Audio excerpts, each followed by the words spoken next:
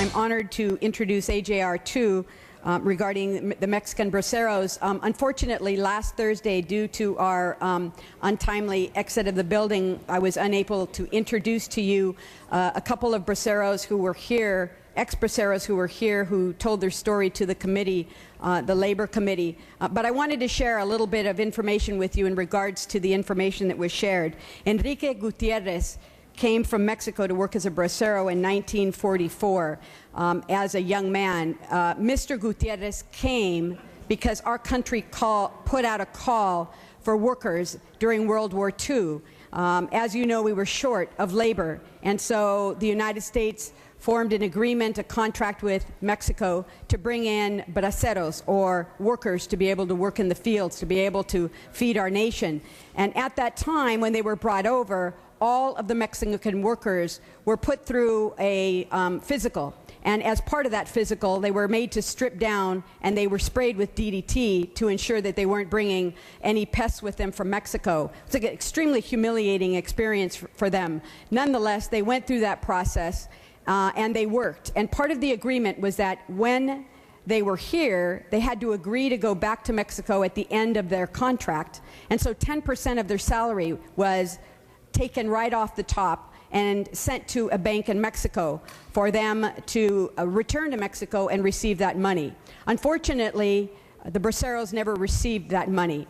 And so fast forward 60 years down the road, a number of ex-braceros filed a lawsuit asking for the Mexican government to reimburse them the 10% that had been taken out of their salary. A settlement was reached, and it was agreed that the braceros, if they could prove that they were braceros, would receive about $2,900 in American money, substantially less than what they would have received had the money, their 10%, been put into a bank and earned interest.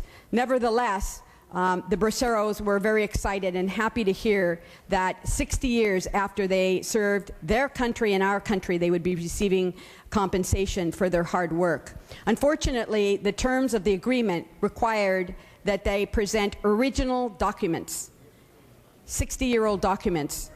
Many did not have those original documents. Many had copies. Mr. Gutierrez was able to obtain a letter from the farm where he worked for 60 years. Mr. Gutierrez became a U.S. citizen, and he worked on the same farm for over 60 years. And he was able to get that, as well as documentation from the U.S. government indicating that he had participated in the bracero program. Unfortunately, neither one of these documents was the documents that the Mexican government was looking for.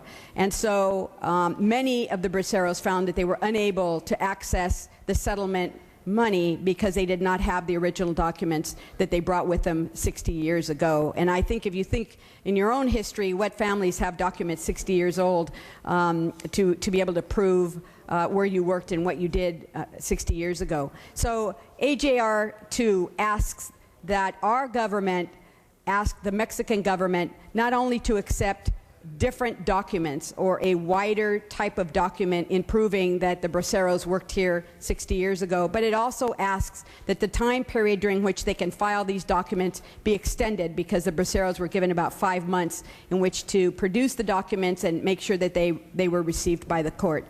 I respectfully ask you to keep Mr. Gutierrez in mind, to reflect on the service that was done to our country by these braceros who faced such terrific humiliation but served our country and theirs during a time of need. I wish that the ex-braceros had been here to see this when they presented their testimony in labor, and Assemblymember Monning thanked them for their years of service. They started to cry. And I think that the emotion was really, truly sincere, because for them to receive acknowledgement for their hard work meant a lot to them. It's more important than the money, and it's the principle of the thing.